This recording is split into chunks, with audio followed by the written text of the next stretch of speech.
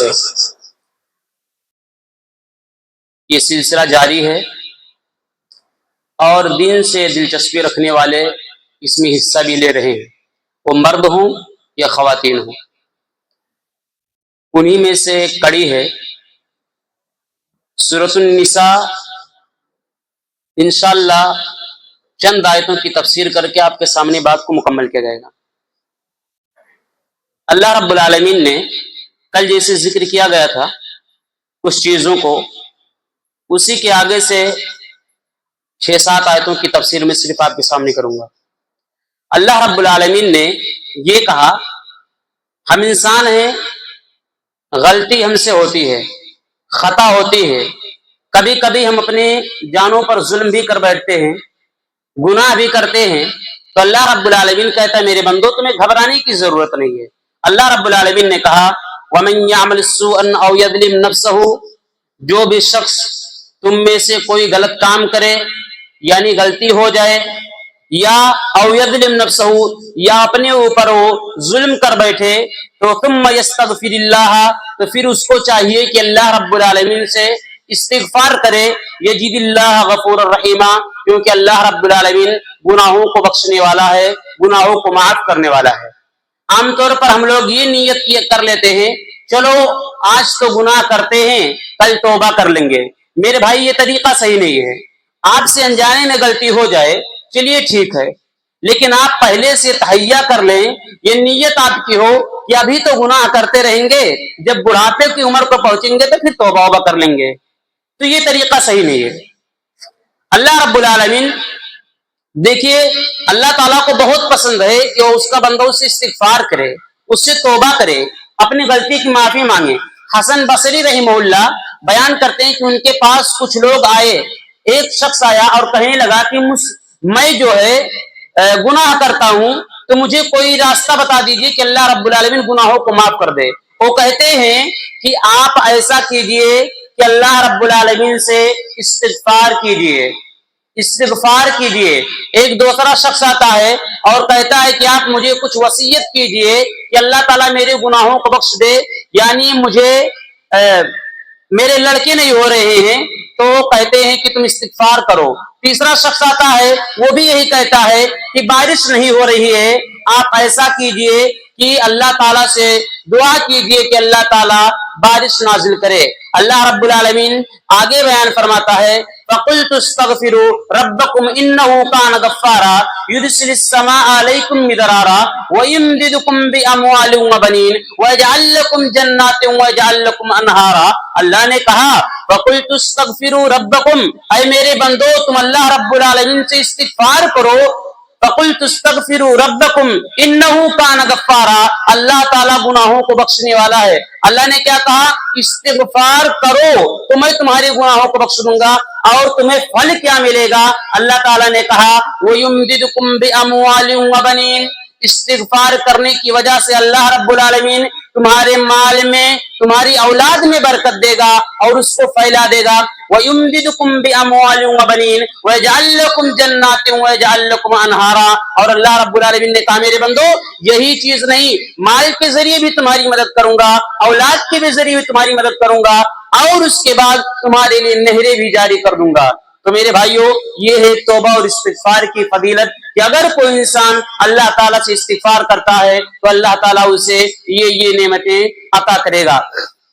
دوسری حدیثوں میں آتا ہے کہ اللہ کے نبی صلی اللہ علیہ وسلم نے کہا کہ اگر یہ قوم خطا نہ کرے، گناہ نہ کرے تو اللہ تعالیٰ ان کو ہلاک کر دے گا، برباد کر دے گا، اور دوسری قوم کو پیدا کرے گا، وہ اللہ تعالیٰ سے غلطی بھی کریں گے اور اللہ تعالیٰ سے زیادہ استغفار کریں گے۔ تو میرے بھائیوں استغفار اللہ تعالیٰ سے آپ کرتے رہیے۔ پیارے نبی صلی اللہ علیہ وسلم کے بارے میں آتا ہے نبی صلی اللہ علیہ وسلم معصوم عن الخطا تھے، ان سے کوئی غلطی سرزد نہیں ہوتی تھی، اگلے اور پچھلے گناہ معاف کر دیے تھے اللہ رب العالمین نے، لیکن دن بھر میں 70 سے زائد مرتبہ اپنے رب سے استغفار کرتے تھے۔ تو ہم تو آئے دن بھر میں نہ جانے کتنی خطائیں اور غلطیاں ہم سے ہوتی ہیں۔ تو اللہ تعالیٰ نے کہا میرے بندو اگر تم سے کوئی خطا ہو جائے، برائی ہو جائے، یا اپنے نفسوں پر ظلم کر بیٹھو تو اللہ تعالیٰ سے تم استغفار کرو، تو اللہ ताला तुम्हारे गुनाहों को बख्श देगा। उसके बाद अल्लाह रब्बुल आलमीन ने 5वें पारे के आखिर में आ जाइए, उससे पहले एक चीज अल्लाह ताला ने नीचे ही जिक्र किया कि कुछ लोग ऐसे हैं जो लोगों पर बुहतान लगाते हैं, लगाई और बजाई का काम करते हैं। किसी पाक दामन मर्द पर या किसी पाक दामन औरत पर उस पर तोहमत लगाते हैं। जान लीजिए तोहमत की सजा बहुत खतरनाक है। अगर हम किसी पर बुहतान लगाते हैं तो उसके लिए शरीयत ने कानून बनाया कि अगर कोई इंसान किसी पर बुहतान लगाता है तो अगर इस्लामी कानून है तो उस पर 80 कोड़े लगाए जाएंगे। जैसे कि आयशा रज़ियल्लाहु ताला अन्हा के आयशा रज़ियल्लाहु ताला अन्हा को जब लोगों ने ये कहा कि वो जिना कर बैठी हैं, उसमें कई लोग जद में आ गए थे। हालांकि कुफ्फार भी इस बात को फैलाने लगे थे। बड़ा वाकया बड़ा लंबा है, ग़ज़वे इफ्क का वाकया है। तो उसी में अल्लाह रब्बुल आलमीन ने आयतों को नाजिल किया और बुहतान लगाने वालों पर 80 कोड़े लगाए जाएंगे। तो मेरे भाइयों बुहतान लगाने से भी बचिए। उसके बाद अल्लाह ताला 5वें पारे के आखिर में इसमें कुछ लोगों का तस्करा किया। कुछ लोग क्या, मुनाफिकों का तस्करा अल्लाह रब्बुल आलमीन ने किया है। अल्लाह ताला ने कहा कि मुनाफिक लोग जो हैं, ये मुनाफिक कहते किसे हैं?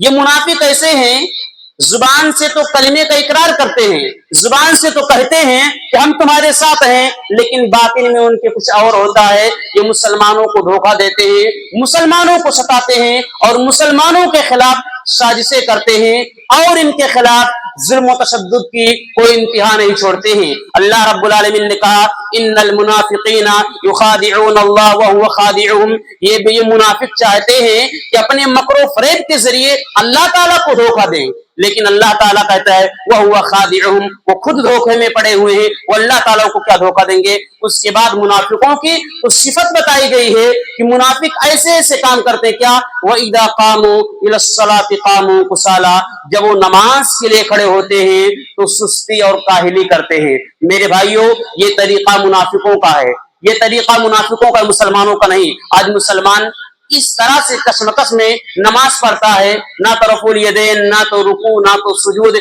ना तो इत्मीनान से जलसा में बैठता है, उसके बाद खटाकर दनादन मार कर नमाज पढ़ के भागने की कोशिश करता है। तो ये तरीका मुसलमानों का नहीं है, ये मुनाफिकों का तरीका है। और दूसरी सिफत इनकी ये जिक्र की इन खबीसों की कि ये लोग जो युराउन अन्नास, ये लोग रियाकारी करते हैं, लोगों को दिखावे के लिए नमाज पढ़ते हैं। और वला यज़कुरून अल्लाह इल्ला कलीला, इनकी तीसरी सिफत ये है कि ये लोग अल्लाह रब्बुल आलमीन का बहुत कम अज़कार करते हैं।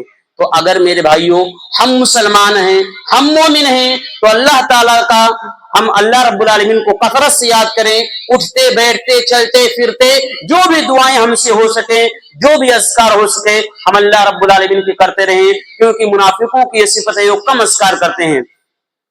और अल्लाह रब्बुल आलमीन ने इन्हीं मुनाफिकों के बारे में कहा कि ये मुनाफिक जो हैं, इन्नल मुनाफिकीन फी दरकिल अस्फली मिनन नार वलन तजिद लहुम नसीरा। और कहा अल्लाह रब्बुल आलमीन ने कि मुनाफिक जो ये हैं, ये जहन्नम के सबसे निचले गड्ढे में होंगे। जहन्नम के कई तबकात हैं, उनमें सबसे कमतर दर्जा जो है, यानी आखिरी दर्जा जिसमें बहुत ज्यादा अजाब दिया जाएगा, उसमें ये मुनाफिक रहेंगे। और वलन तजिद लहुम, और अल्लाह रब्बुल आलमीन ने कहा कि इनका कोई दोस्त, इनका कोई मददगार नहीं होगा। तो मेरे भाइयों ये मुनाफिकों की सिफत है। उसके बाद अल्लाह रब्बुल आलमीन ने 6वें पारे में पहली ही आयत में कहा, कुछ लोगों का तस्करा कर रहा है। हमारे माशरे में ऐसे लोग पाए जाते हैं जो लोगों की गुनाहों को, लोगों की गलतियों को माशरे में फैलाते हैं और ढिंढोरा पीटते हैं और खुद भी गुनाह करते हैं, अपने गुनाह को भी जाहिर करते हैं और दूसरे के भी गुनाह को जाहिर करते हैं। तो अल्लाह ताला ने कहा ला युहिब्बुल्लाहुल जहरा बिस्सूइ मिनल कौल इल्ला मन ज़ुलिम। अल्लाह रब्बुल आलमीन ने कहा कि तुम एक दूसरे की बातों को अलल ऐलान मत कहो। अल्लाह रब्बुल आलमीन ये पसंद नहीं करता है इल्ला मन ज़ुलिम, सिवाय उन लोगों के जिन पर जुल्म किया जाता है। इसके ताल्लुक से आप एक बात जानिए, आज मुआशरे में क्या होता है, अगर कोई इंसान कोई खता हो जाए, किसी से कोई गलती हो जाए, अगर कोई शख्स उसको सुन लेता है तो पूरे गांव में उस बात को फैलाता है, पूरे गांव में उसको फैलाता है। मेरे भाइयों इससे बचो। एक हदीस है, बुखारी या मुस्लिम की रिवायत है اللہ کے نبی صلی اللہ علیہ وسلم نے کہا من ستر مسلمن ستر اللہ فی الدنیا والآخرہ واللہ فی عون العبد ما کان عبد فی عون اخیہ، کہ جو شخص دنیا میں کسی کے غلطی پر پردہ ڈالتا ہے، کسی کے گناہوں پر پردہ ڈالتا ہے، تو کل قیامت کے دن اللہ رب العالمین اس کے گناہوں پر پردہ ڈال دے گا۔ اور جو لوگ کچھ ایسے ہیں اگر اپنے بھائی کی مدد میں لگے رہتے ہیں تو اللہ تعالیٰ ان کی مدد کرتا ہے۔ میرے بھائیوں، یہ بہت بھیانک جرم ہے، یہ بہت بھیانک غلطی ہے کہ ہم دوسری کی غلطیوں کو معاشرے میں پھیلاتے چلے۔ ہو سکتا ہے آج اس سے خطا ہوئی، آپ نے اس کی غلطی پر پردہ نہیں ڈالا، آپ سے کل غلطی ہو جائے گی تو جان لیجئے کہ آپ کی غلطی پر بھی کوئی پردہ نہیں ڈالے گا، آپ کے بھی گناہوں کو لوگ سرعام کریں گے۔ اور دوسری چیز یہ ہے کہ کچھ لوگ ایسے معاشرے میں پائے جاتے ہیں، رات میں گناہ کرتے ہیں، ٹھیک، رات میں خطا کیے، کوئی نہیں دیکھا، چوری کیے، بے ایمانی کیے، ڈکیتی کیے، جو بھی گناہ ہوتے سب کیے، لیکن رات میں کیے گناہ کوئی نہیں دیکھتا ہے، اللہ تعالیٰ جانتا ہے، تم جانتے ہو۔ دن ہوتی ہے، صبح ہوتی ہے، لوگ فخر سے بیان کرتے ہیں، ارے جانت ہو رتیے کمی گناہ کئی کیا رہن، بڑا مزہ آ گناہ کرے میں گے رہن، کیوں گھرے چوری کرے گے رہن، کیوں اموک پڑے ہوئے گے رہن، پیڑوں میں کیا اموی تور لائے رہن، کیوں مرڈر کئی دین۔ رات میں گناہ ہو کرتا ہے اور کوئی دیکھنے والا نہیں ہے۔ اور ایسے شخص کو اللہ کے نبی صلی اللہ علیہ وسلم نے کہا کہ کچھ لوگ ایسے ہیں جو علل اعلانیہ گناہ کرتے ہیں، یعنی رات میں گناہ کرتے ہیں اور دن میں اس گناہ کو ظاہر کرتے ہیں، اللہ تعالیٰ ایسے بندے کی گناہ کو معاف نہیں کرے گا۔ یعنی رات میں کوئی شخص گناہ کرنے کے لیے گیا، گناہ کرنے کے بعد آیا، کوئی نہیں دیکھا، اللہ تعالیٰ جانتا ہے، بندہ جانتا ہے، اس کے بعد وہ دن میں اپنے دوستوں سے فخر کے طور پر بیان کرتا ہے کہ میں نے فلاں فلاں گناہ کیے تھے۔ لیکن ایک چیز یہاں، ایک مصلحت کے وقت آپ لوگ گناہ کیا نام ہے برائی کو بیان کر سکتے ہیں، وہ کیا ہے؟ حدیث میں ایک فن ہے جسے جرح و تعدیل کہا جاتا ہے، ٹھیک، ایسے وقت پر محدثین کہتے ہیں، علماء کہتے ہیں کہ وہاں پر اس کے برائی کو بیان کرنا جائز اور درست ہے۔ کیسے؟ جان لیجئے، محدثین نے ایک اصول بنایا ہے کہ حدیث کے معاملے میں حدیث کو یوں ہی نہ لے لیا جائے، حدیث کی تفتیش کی جائے، حدیث کی جانچ و پڑتال کیا جائے۔ کچھ ایسے راوی ہیں جو حدیثوں کو گڑھتے رہتے ہیں، نبی صلی اللہ علیہ وسلم کی طرف جھوٹی جھوٹی نسبتیں کرتے ہیں حدیث کے ذریعے سے، تو کہا گیا ہے کہ وہاں پر ان کے برائی کو آپ بیان کر سکتے ہیں کہ فلاں آدمی متروک ہے، فلاں آدمی کذاب ہے، فلاں آدمی جھوٹا ہے، فلاں نبی پر تہمت لگاتا ہے، فلاں ایسا کرتا ہے، فلاں ایسا کرتا ہے۔ کیوں؟ اس وجہ سے کہ اگر ہم اس غلطی کو نہیں بتائیں گے تو بہت بڑی چیز ہم سے واضح نہیں ہوگی، اور ہم غلط حدیثوں کو لوگوں کے سامنے شائع کریں گے اور غلط حدیثوں کو بیان کریں گے، اس سے لوگ خود بھی گمراہ ہوں گے، دوسروں کو بھی گمراہ کریں گے۔ تو یہ ہوا کہ گناہوں کو علل اعلانیہ بیان نہ کیا جائے، اپنی گناہ اور دوسرے کی۔ اور اس کے بعد اللہ تعالیٰ نے کہا الا من ظلم، سوائے وہ گناہ جو لوگ تم پر ظلم کرتے ہیں، یعنی اگر مجھ پر کوئی ظلم کرتا تو اس کے گناہ کو بیان کریں گے کہ فلاں آدمی نے مجھ پر ظلم کیا ہے، مجھے مارا ہے، وہاں مصلحت ہے کہ لوگ اس سے عبرت حاصل کریں، اس سے بچ کر رہیں۔ جانتے ہیں ایک صحابی، غالباً ابو داؤد کی روایت ہے اور غالباً راوی حدیث ابو ہریرہ رضی اللہ تعالیٰ عنہ بیان کرتے ہیں کہ اللہ کے نبی صلی اللہ علیہ وسلم کے پاس ایک شخص آتا اور کہتا ہے کہ اللہ کے نبی صلی اللہ علیہ وسلم، میرا پڑوسی ہے جو مجھ پر بہت ظلم کرتا ہے، مجھے بہت ستاتا ہے۔ اللہ کے نبی صلی اللہ علیہ وسلم نے کہا اپنے گھر کے تمام سامان کو لے جا کر باہر رکھ دو، باہر رکھنے کے بعد تم رک جاؤ۔ تو اللہ کے نبی صلی اللہ علیہ وسلم کے بتائے ہوئے طریقے پر وہ آدمی نے کام کیا، اور جب راستے سے گزرنے والے گزرتے تھے تو دیکھتے تھے تو کہتے تھے کہ معاملہ کیا ہے، تو وہ آدمی بیان کرتا تھا کہ میرا پڑوسی مجھ پر ظلم کرتا ہے۔ تو وہ لوگ، راستے سے گزرنے والے لوگ، اس کے پڑوسی پر لعنت کرتے تھے۔ اس کے بعد اس نے کہا میرے بھائی تم سامان کو اپنے گھر میں رکھ لو، اس کے بعد اب میں تم پر ظلم نہیں کروں گا۔ تو میرے بھائیوں، ظلم کرنے سے بھی بچو۔ تیسری چیز یہ ہے کہ ان تبدو خیرا او تخفوہ او تعفو عن سوء فإن اللہ کان عفوا قدیرا، اللہ تعالیٰ نے کہا جو تم سے نیکیاں ہوتی ہیں تم اس کو ظاہر کرو، یا جو تم سے برائی ہو جاتی ہے اس کو چھپاؤ، اللہ تعالیٰ سب کو جانتا ہے۔ وان او تعفو، اور درگزر سے کام لو، اللہ رب العالمین نے کہا خذ العفو وامر بالعرف واعرض عن الجاہلین، اللہ نے کہا لوگوں کو درگزر کرو، لوگوں کو معاف کرو اور بھلائی کا حکم دو، اور جاہلوں سے تم اعراض کر کے چلے جاؤ، ان کے چکر میں پڑو گے تو لڑائی جھگڑے کی نوبت آ جائے گی۔ اس کے بعد اللہ رب العالمین نے یہودیوں کا تذکرہ کیا یہ یہودی زمانے سے اسلام کے دشمن ہیں، آج سے نہیں زمانے سے یہودی دشمن ہیں اسلام کے۔ اللہ تعالیٰ نے جگہ جگہ پر یہودیوں کی خباثت کو ذکر کیا۔ اللہ تعالیٰ نے اس آیت میں یعنی اس صورت میں یہ ذکر کیا کہ یہودی ان کے بہت بڑے بڑے خطرناک جرائم ہیں، وہ یہ ہیں کہ یہ انبیاء کو قتل کر دیتے تھے، انبیاء کو ستاتے تھے، نبیوں کو مارتے تھے، اور ایسے ہی بچڑے کی انہوں نے عبادت کیا۔ اللہ تعالیٰ نے ان کے لیے جن چیزوں کو حلال کیا تھا ان لوگوں نے اپنے اوپر ان چیزوں کو حرام کر لیا، اور ایسے ہی دوسروں کو بھی یہ قتل کرتے تھے، آیتوں کو چھپا لیتے تھے، اور الغرض یہ لوگ بہت بڑی بڑی غلطی یہ لوگ کرتے تھے۔ اللہ تعالیٰ جب انہیں کسی کام کرنے کا حکم دیتا تھا تو یہ لوگ اس حکم کو بجا نہیں لاتے تھے، بلکہ اللہ رب العالمین کی نافرمانی کرتے تھے۔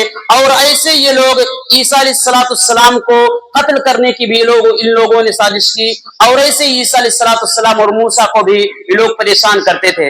میرے بھائیوں، کل بھی زمانے میں بھی موسیٰ کے زمانے میں بھی یہودی بدچلن اور بدکار لوگ تھے، زانی تھے، لوگوں کو ظلم کرتے تھے، لوگوں کو مارتے تھے، ستاتے تھے، اور آج بھی اس دھرتی پر سب سے بڑے اور خبیث قوم کوئی ہے تو یہودی ہے اور شیعہ ہیں۔ شیعہ بھی کوئی کم نہیں ہے۔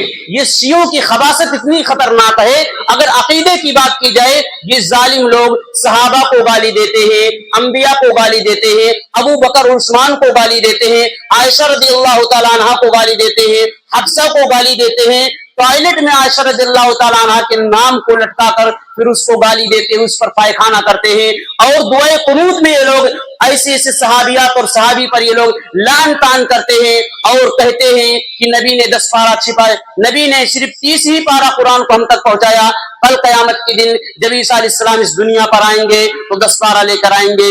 یہ لوگ ایسی شیعہ اتنے خبیث قوم ہیں کہ یہ لوگ بھی ایسے ایسے صحابہ کے بارے میں کہتے ہیں۔ اگر شریعت کی نگاہ سے دیکھا جائے تو یہ مسلمان نہیں ہے، صرف اپنی زبان سے انہوں نے کلمہ پڑھا ہے، یہ مرتد انہیں کہا جائے گا، اور مرتد کی سزا اسلام میں قتل کر دینا، ان کو زندہ رہنے کا کوئی حق نہیں۔ تو یہ یہودیوں کی چند خباثت ہے۔ اس کے بعد اللہ رب العالمین نے ذکر کیا کہ رسولوں کو کس لیے اللہ تعالیٰ نے بھیجا ہے، رسولوں کو اللہ نے کس لیے بھیجا، یہ چیز کو اللہ تعالیٰ نے ذکر کیا، کہا کہ رسلا مبشرین منذرین لئلا یکون للناس علی اللہ حجۃ بعد الرسل، کہ اللہ تعالیٰ نے اپنے رسولوں کو اس لیے بھیجا کہ ان کو ڈرائیں، عذاب سے ڈرائیں، خود جنت کی خوشخبری دیں۔ اگر اللہ تعالیٰ اپنے نبی کو نہ بھیجتا تو یہ دنیا والے یہ کہتے ہمارے پاس کوئی رسول نہیں آیا تھا اور ہم تک دین کی بات نہیں پہنچی تھی، تو اللہ تعالیٰ نے اپنے نبیوں کے ذریعے نبیوں کو بھیج کر دین کے حجت کو قائم کیا اور ان کی شک اور شبہ کا ازالہ کر دیا۔ وہ لوگ بعد میں اللہ رب العالمین پر اعتراض کریں کہ اللہ تعالیٰ نے کوئی نبی نہیں بھیجا تھا۔ اس کے بعد اللہ تعالیٰ نے کہا یا الذین لا تغلوا یا اہل الکتاب لا تغلوا فی دینکم، اے لوگو تم دین میں غلو کرنے سے بچو، دین میں غلو کرنے سے بچو۔ یعنی کل میں بھی ذکر کیا تھا کہ دنیا میں 2 قسم کے لوگ پائے جاتے ہیں۔ نبی صلی اللہ علیہ وسلم کو کچھ لوگ آسمان تک پہنچا دیتے ہیں، اللہ رب العالمین کا مقام و مرتبہ تک پہنچا دیتے ہیں، اور کچھ لوگ نبی کو نیچے گرا دیتے ہیں۔ لیکن اہل سنت والجماعت کا مذہب یہ ہے کہ اللہ کے نبی صلی اللہ علیہ وسلم اللہ کے بندے ہیں اور رسول ہیں اور نبی ہیں، اس کے علاوہ کچھ نہیں ہے۔ ہم نبی کی ویسے ہی قدر کریں گے جیسے صحابہ کرتے تھے، نبی کی ویسے ہی عزت کریں گے، نبی کے مقام و مرتبہ کو ہم ویسے ہی پہچانیں گے جیسے کہ نبی نے ہمیں بتایا ہے۔ اللہ تعالیٰ نے یہاں مریم علیہ السلام کے عیسیٰ علیہ السلام کے تعلق سے 2-3 باتوں کو ذکر کیا۔ یہ بات ختم کر کے اپنی بات کو میں ختم کرتا ہوں بیان کر کے۔ یہ لوگ جو تھے، عیسائی لوگ جو تھے، کہتے تھے کہ عیسیٰ علیہ السلام جو ہیں یہ اللہ کے رسول نہیں ہیں بلکہ اللہ کے بیٹے ہیں۔ عائشہ رضی اللہ تعالیٰ عنہ پر یہ مریم علیہ السلام یعنی عیسیٰ کے اماں پر یہ لوگ تہمت لگاتے تھے کہ یہ زانیہ ہے، کیونکہ مریم علیہ السلام کے ذریعے سے جو عیسیٰ پیدا ہوئے تھے بغیر باپ کے پیدا ہوئے تھے، تو یہ ظالم لوگ ان پر تہمت لگاتے تھے۔ اور ایسے ہی اللہ تعالیٰ نے کہا کہ وہ میرے کلمہ ہیں، اور اللہ تعالیٰ نے کہا وہ میرے روح ہیں۔ روح اس لیے اللہ تعالیٰ نے کہا क्योंकि दुनिया में लोग माँ बाप के जरिए से पैदा हुए, लेकिन ईसा अलैहिस्सलाम बगैर बाप के पैदा हुए। और अल्लाह ताला ने जिब्राइल से कहा था कि जाओ उनके अंदर, मरियम के अंदर रूह फूंक दो। उसके बाद अल्लाह ताला ने उनको इस धरती पर जन्म दिया। तो ये अल्लाह ताला ने उन्हें कहा वो मेरे रूह हैं, और उनके एतराज को खत्म कर दिया। कुछ लोग हैं जो कहते हैं कि वो अल्लाह के बंदे नहीं हैं, रसूल नहीं है, बल्कि अल्लाह के बेटे हैं, 3 खुदाओं में से खुदा हैं। ये चीजें गलत हैं। अल्लाह रब्बुल आलमीन ने कहा ईसा अल्लाह के बंदे हैं और उसके रसूल हैं, मेरे रूह हैं, मेरे कलीमा हैं, वो माँ के अपने माँ के वतन से पैदा हुए। ये थी चंद चीजें। और इसके बाद आखिरात में अल्लाह रब्बुल आलमीन ने मीरास के ताल्लुक से फिर जिक्र किया कि मीरास किन किन को दिया जाएगा, वो पीछे बात गुजर चुकी है। ये थी चंद बातें। और सूरतुल निसा हम लोगों ने मुकम्मल किया अल्लाह ताला के फजल करम से।